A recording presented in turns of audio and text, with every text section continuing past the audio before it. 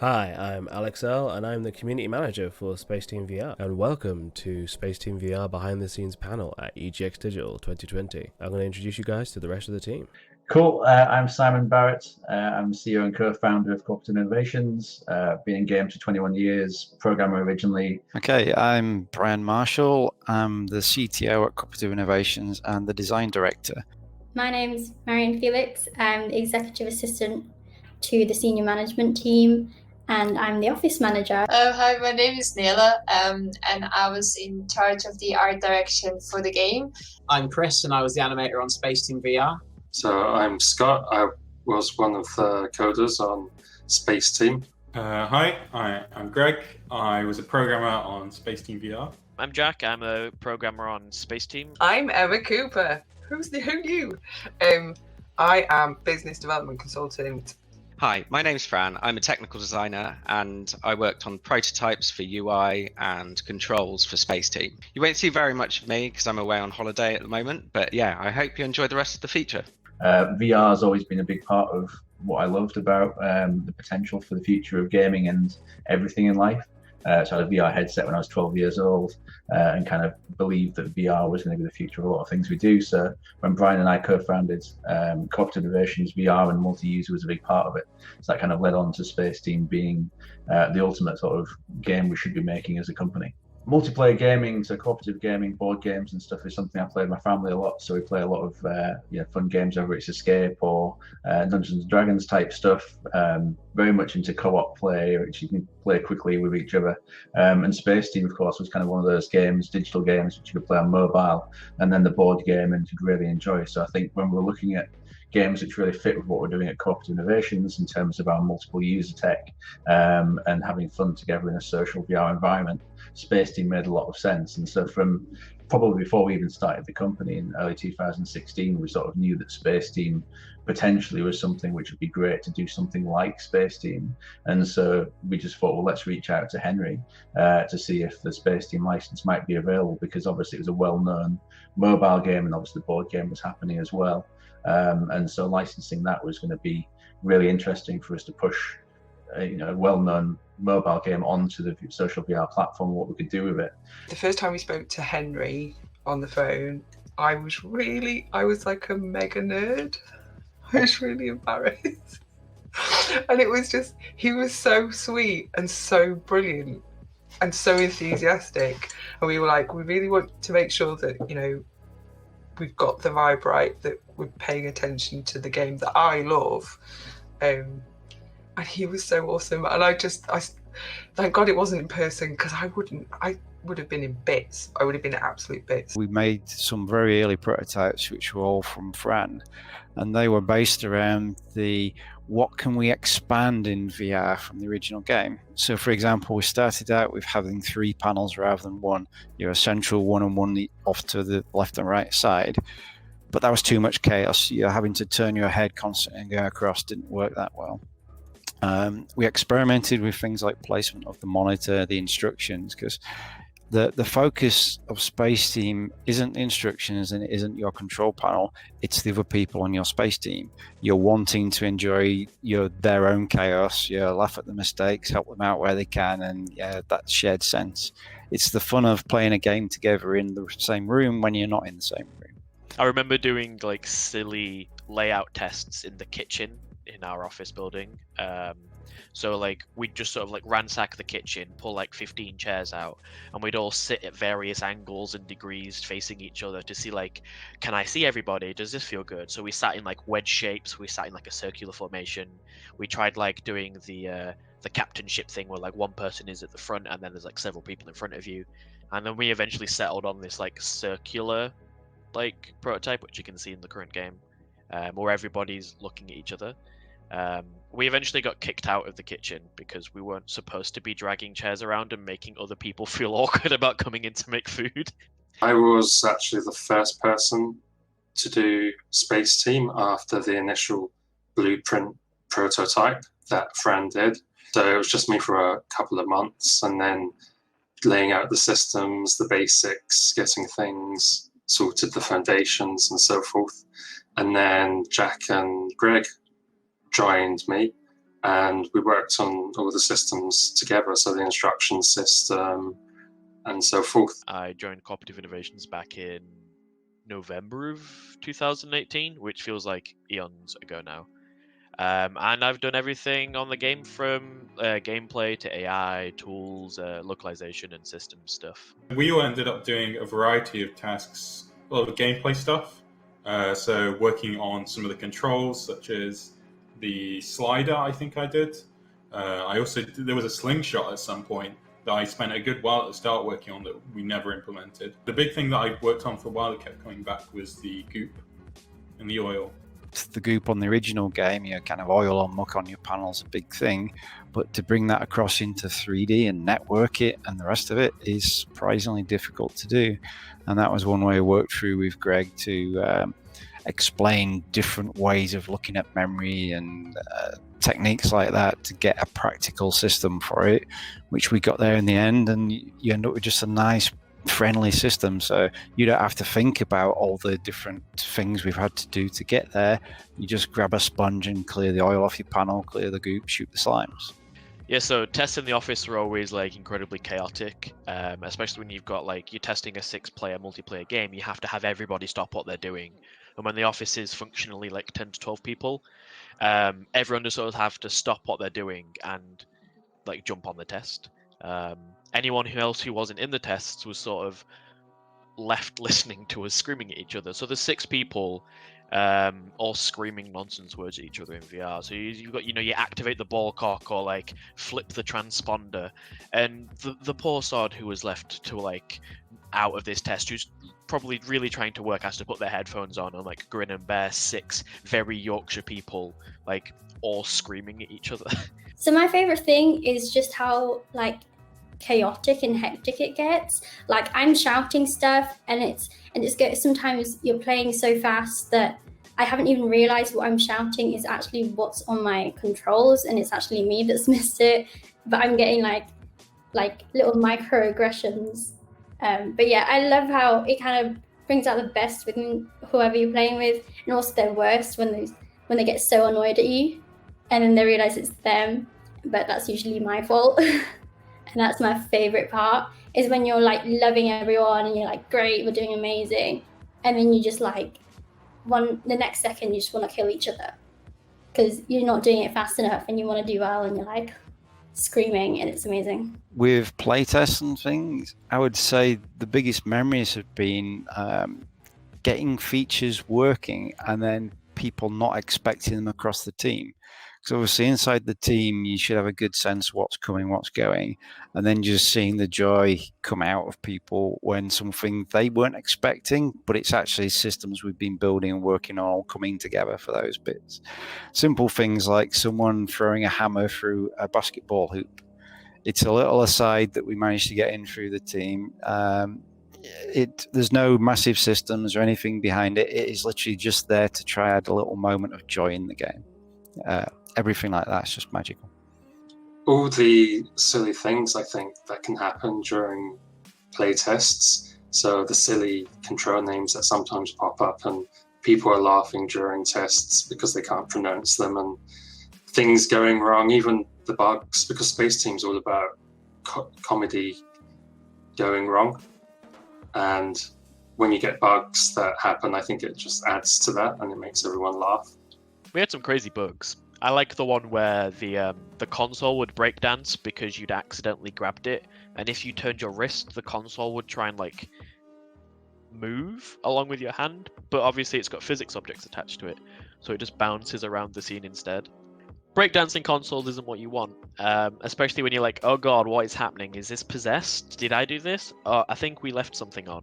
And so whenever we had bugs, whether it was the heads being too large, which ended up being something we brought in there with the large head mode and the mini heads with the high pitch and low pitch voices and stuff, that kind of stuff was really nice to see when that just worked and the audience kind of got it. Essentially, a bug became a feature, not through there something being something wrong with it, through us thinking that was actually quite a funny situation. We could recreate it, but with actual functionality. I think the worst bug we had was you could pick other people up in VR.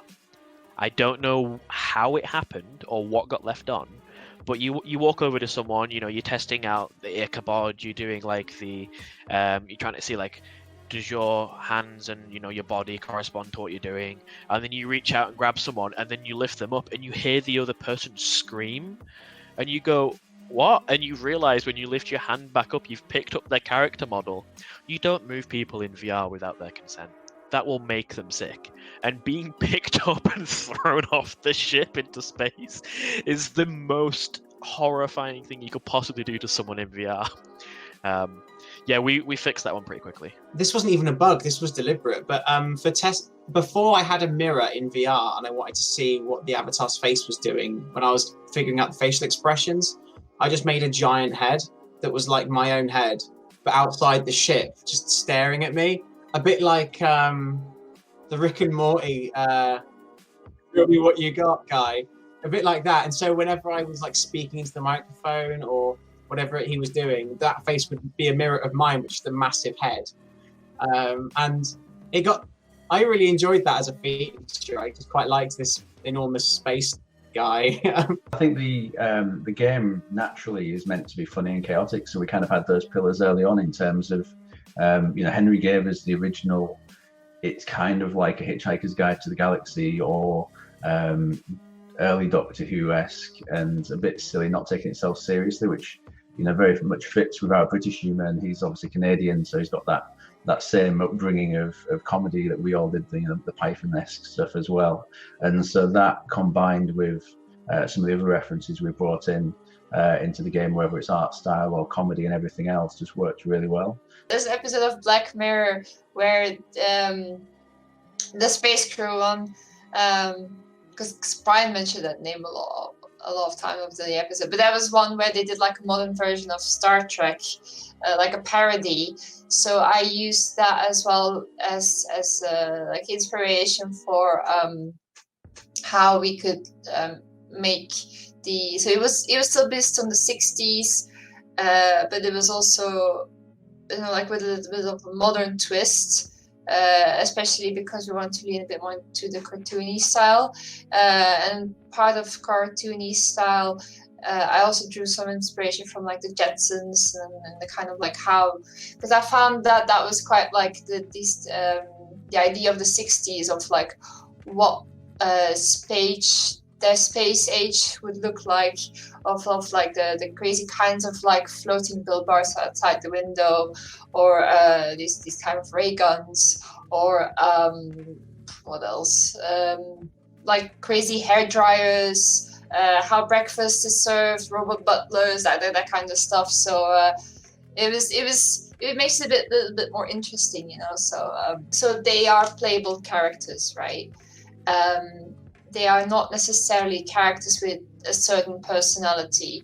So what I did is like we wanted to make it like inclusive. So we have different heads from like different kinds of ethnicities, both like male and female version, as well as like a few alien heads. But I think the ones that I thought was most interesting for me was making those human head, because I based them off like famous people from the 60s and early 70s from like America and Asia and also the UK. Kind of like this, their hairstyles, the way they did the makeup, and how it fit with like the fashion style from that time as well. And it was interesting for me to try and translate that into like the cartoony version that we were going for, the stylized version for Spaceteam, and make them a little bit recognizable. Obviously, I didn't just want to copy what they looked like, so it's not like purely based on one particular person.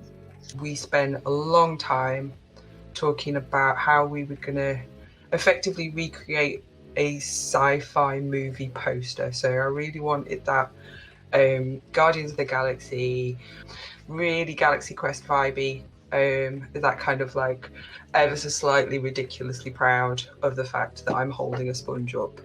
I'm fighting an alien with it. I'm not sure how successful that came across. One of the first comments we had back from people that we spoke to was that they all looked a bit too competent.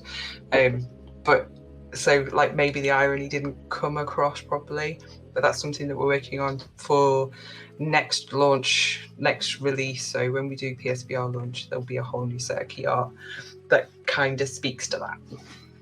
So yeah, working on the trailer was a wild experience. It's like immediately when I joined the team, the trailer, getting a trailer was the main objective of like what we needed to do for like marketing and such. So I started gathering footage together and making a plan of like what I want to do, and I had this like storyboard where we had like segments in real life and segments in the game and showing obviously players, and then the cross-platform play with mobile play, and it was all planned out and beautifully done. And then COVID-19 happened, so all the contacts I'd made, the casting I'd done with like local actors and stuff, all fell to shambles. So it was like a real fight or flight moment where I was like, right, I've got to restructure this plan and work with what I've got. And so I just really lent into the kind of just frantic fun of Spaceteam VR, like, showing the viewer perspective. We got Live SDK 1.0 integrated, and so I was able to do mixed reality capture, just set up in my room, filming frame games with other friends and other team members. And it was a rush of an experience, and there are many moments where I didn't think that I'd be able to pull it together. But I think the trailer that we got in the end was a pretty fair representation of Spaceteam VR, and that we just kind of kept the vibe and the comedy and the humor going through the tone of the social media and then the branding and marketing. Like I just wanted to try and tie together the Spaceteam experience under like a strong aesthetic and a strong tone of humor, and I think we managed to kind of do that. But I do wonder what the original trailer idea would have been like in a non-COVID universe. But it is what it is.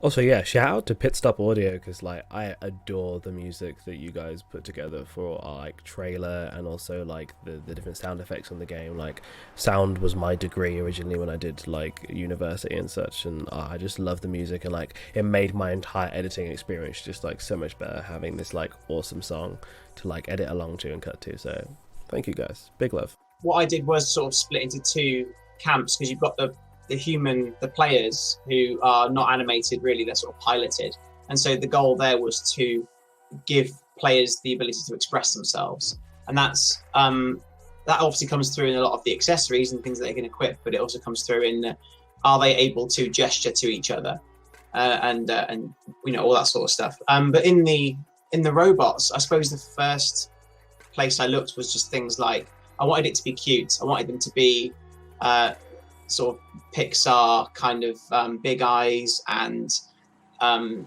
just communicating with the player in a physical manner, because they don't speak. They do actually, don't they, occasionally? But for the most part, they don't speak. I was just looking at anything sort of cute and bouncy, and that was my starting point for those guys. I really wanted them to be, I think mischievous is the best word to describe them, and I imagined them as being that if this was a real thing, they would be a hindrance to you. They wouldn't be. They would be the worst crew, but in a lovable way. So they're poking at things and they're dropping things, and they're just they're messing it up a little bit. But I was looking at things like WALL-E was probably the first example. You've got all these robots on the ship when they get to, you know the bit I mean, when they get to the ship in the second half, and you've got these robots, and each one's got a little job to do, whether it's like sweeping up or putting makeup on or all that sort of daft stuff. So I was looking at stuff like that, these simple but charming floating cubes, I suppose is what they are. And I wanted them to be I wanted them to have that mischievous sort of personality, that playfulness.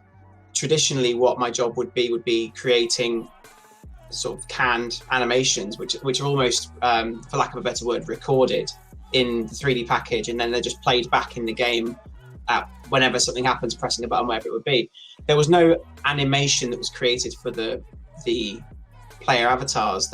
All we've got as a reference, as you know, is the headset that the player's wearing and the controllers in their hand, and that's it. So my job was to figure out how to take that information, those 3 coordinates in space, and map that to the player character in a way that's plausible, because we don't know when their hand has gone up here, for example. We don't know if the elbow is really here or if it's over there or whatever it might be. And so it was an awful lot of figuring out a set of rules that are used to move the various parts of the character.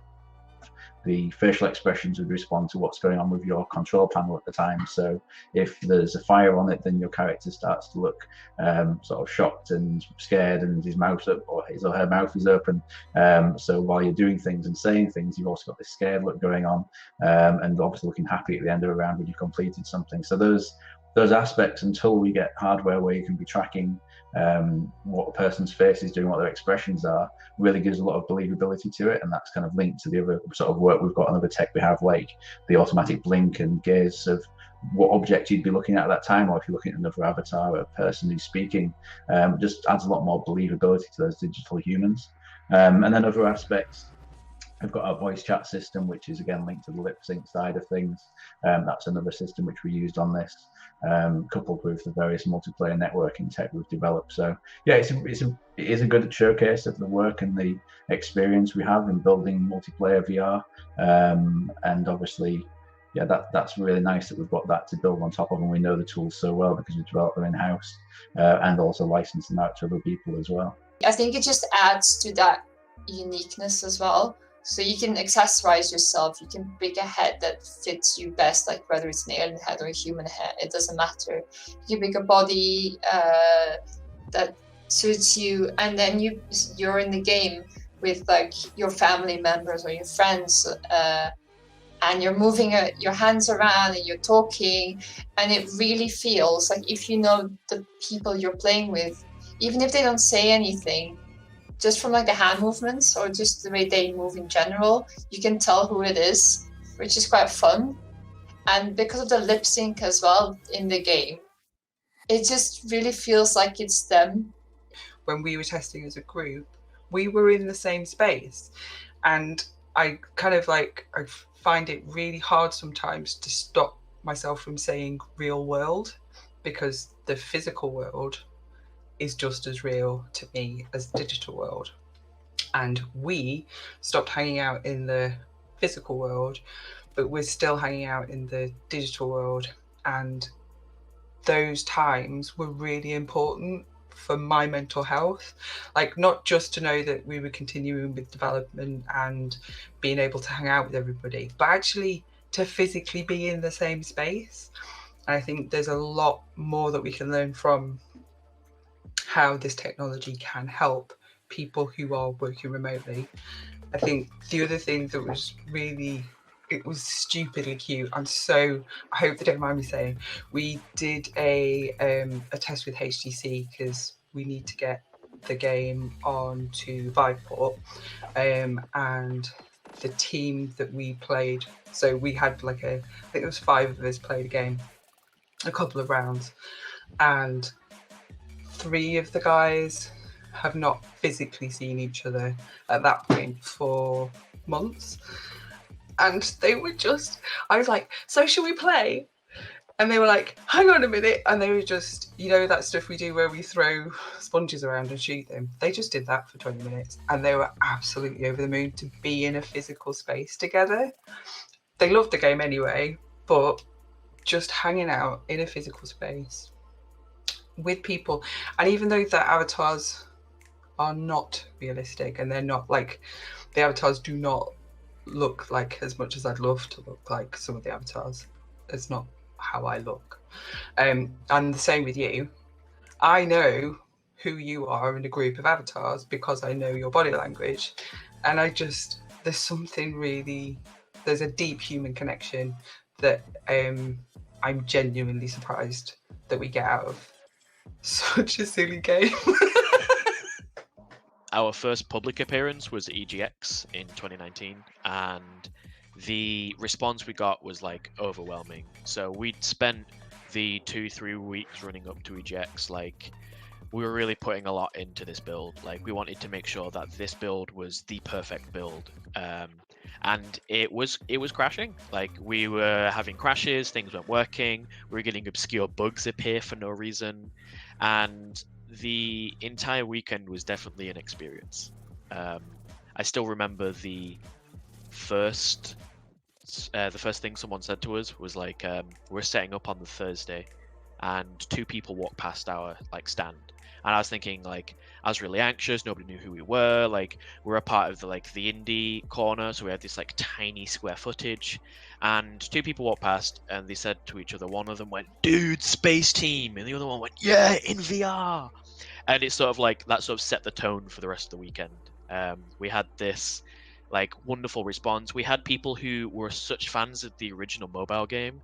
They were stood next to our booth playing the mobile game, waiting for the booth to be empty so they could go back in and play again together. We've got some photos of like some of the fans, and it was my first like, hey, maybe games is good. Like you put a lot of yourself into a game, and you and the office play it for like a year and a half solid, and then you show your baby to people. You're terrified. You think, are people going to like this? If they do like it, is that good? Like if they don't like it, what are you going to do? And yeah, it was like EGX was like definitely an elated experience. Like it made me realize that okay, games is good. Like making other people feel happy is good. The Tentacle Zone at EGX, the way they behaved, the way they helped us is unlike any other kind of business support that we've had. The business support you get from kind of like government institutions is great, but the business support you get from other games businesses is ridiculously good. Rob and his crew are the best. They're the absolute best. So I think one of the reasons why EGX went so well is because they looked after us really well. It was so sort of affirming to put players into this thing and get the feedback that it works. And I don't mean works technically, I mean that the game works. People responded to it and people liked it. And that was just the biggest morale boost for me personally, was just seeing people really enjoying it. Because it's so easy, I think, to get too close to what you're working on and stop. You don't even consciously do this. Well, I don't consciously do this, but I kind of stopped believing that. You kind of stop believing in it on some level. And it's just work after a while. And then seeing players enjoying it, that kind of brings you right back to, oh no, this is a game and it's fun and people are going to really enjoy this. And it was the most valuable experience for me, I think. I was really pleased I went just for that, just to see people really enjoying it and digging it. It was cool. Yeah, so when we did Yorkshire Games Fest, that was aimed at children, like often younger than 12, which is kind of like a demographic that we hadn't really touched, because VR is mostly for like older people, but obviously we didn't want to take away their fun, and it was fine for them to be in VR for like a little bit, especially when they're quite young, and if they can't read yet, it was quite important that we were there to help them out a little bit. So it was really nice to have an opportunity to see people enjoying the game, and it really brings that sense back of, well, it rewards you for making it. Like the reason I work in games is not, I mean, first of all, I enjoy the work that's involved, but secondly, I really get a lot of satisfaction from knowing I'm giving back to the games I've enjoyed throughout my life playing. All the satisfaction and kind of help I've got from them. It's nice to see that being given to other people from something that I've worked on myself. It's very cathartic. So yeah, it was really fun to see people react to it, and then see what's wrong with it, and then see what's right, and just to know that we made something that people are really enjoying. There was so many different responses. I remember some of the younger ones would just get in there and just look around. There was one little girl who just got in and was just having fun looking. I was like, do you want to get out of it? Are you okay? And I think they just said they disagree. They were like, I'm fine or something. And yeah, they weren't playing the game. They were just enjoying looking at the kind of scenario that we built up. I just happened to bump into some of the people who were organising PAX and EGX, got chatting to them. Obviously, we've known the EGX team for many years, and so that kind of conversation led on to the fact that we're doing Spaceteam. They were talking about the Omegathon and the fact that Spaceteam had been one of their previous slightly difficult but amusing games that they featured during the Omegathon, and we kind of floated the idea of Spaceteam VR being like a follow-on to that. It would be quite a humorous thing to do. and that kind of chat led on to an email chain and a conversation, and they offered us a spot on the Omegathon, which we had to keep secret for quite a while. And then Alex and I went over there in late February, one of the last games events before COVID, if not the last games event ever. So yeah, PAX was an experience. Like, even before I got on the plane, like, it was the organizing of the build, working with the team to make sure that it would work in like an offline environment very well. So like hosting the server locally, like the EGX build we had was like good, but we'd come a long way since then. So it was almost like bringing a whole basically new game.